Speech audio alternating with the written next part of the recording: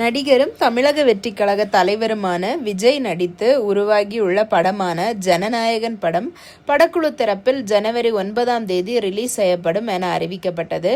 ஆனால் படத்திற்கு சென்சார் கிடைக்காததால் படத்தின் ரிலீஸ் தேதியில் மாற்றங்கள் ஏற்பட்டது.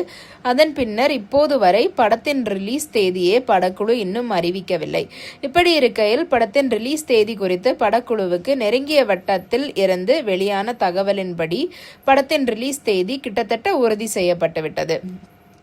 KVN தயாரிப்பில் வினோத் இயக்கத்தில் உருவாகி விஜய் நடிப்பில் கடைசியாக வெளியாக உள்ள படம் ஜனநாயகன்.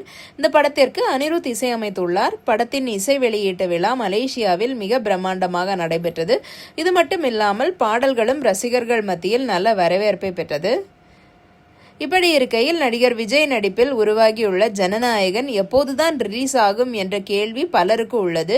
இந்நிலையில் படக்குழுவுக்கு நெருங்கிய தரப்பிலிருந்து வெளியாகியுள்ள தகவலின்படி தமிழ்நாடு சட்டமன்ற பொது தேர்தல் முடிந்ததும் அடுத்த வாரத்தில் படத்தை வெளியிட படக்குழு முடிவு எடுத்துள்ளதாக கூறப்படுகிறது.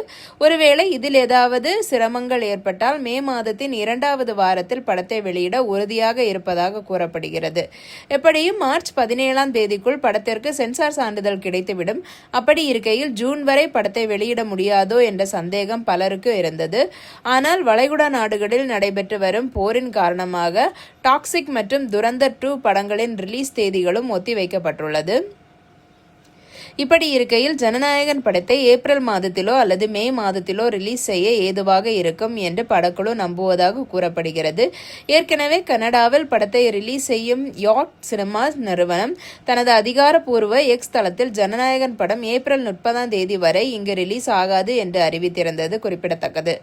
இதுபோன்ற மேலும் செய்திகளுக்கு சேனலை மறக்காம சப்ஸ்கிரைப் பண்ணுங்க. நன்றி.